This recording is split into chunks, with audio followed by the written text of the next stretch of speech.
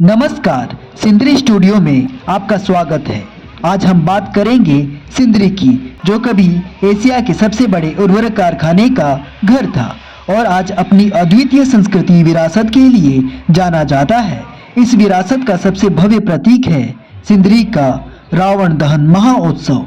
इस उत्सव का इतिहास 80 साल से भी अधिक पुराना है, जिसकी शुरुआत 1956 में हुई थी।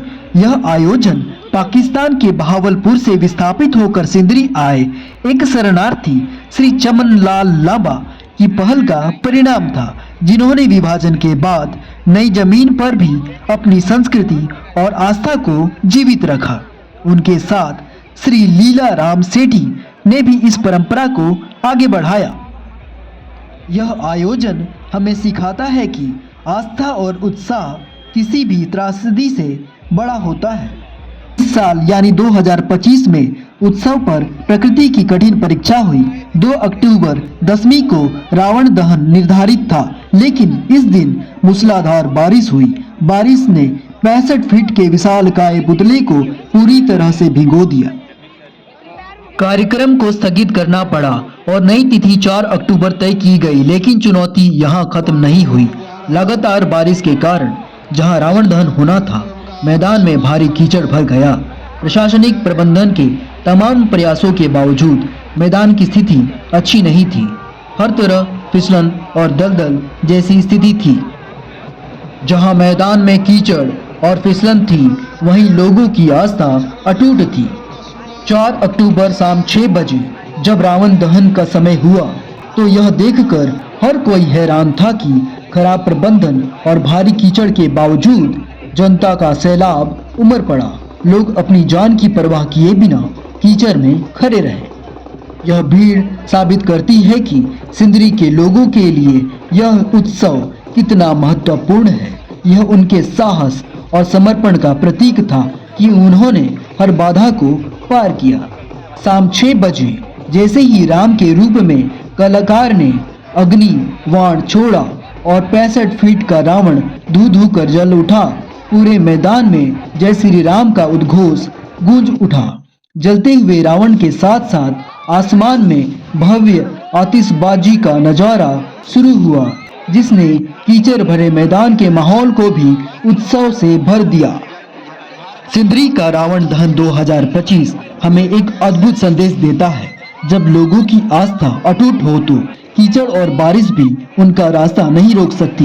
यह उत्सव हमें याद दिलाता है कि बुराई पर अच्छाई की जीत होती है और श्री चमन लाल लांबा जी की विरासत आज भी इस शहर के हर नागरिक के उत्सव में जीवित है। जैसा कि आपको बता दें, विजयादशमी का उत्सव जुलूस के साथ शुरू हुआ। सिंदरी का हर कोना इस दिन एक अखाड़ा बन जाता है।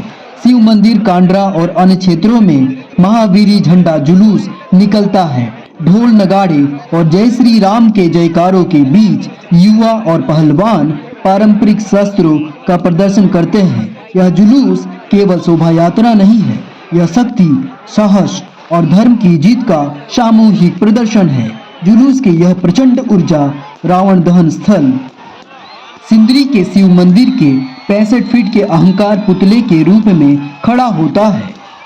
2 अक्टूबर 10वीं के दिन कांड्रा और डोमगढ़ में तो रावण दहन का कार्यक्रम सफलतापूर्वक हो गया था, परंतु सिंदरी में 4 अक्टूबर को किया गया। आइए ज्यादा बात ना करते हुए उस दिन के कार्यक्रम को देखते हैं।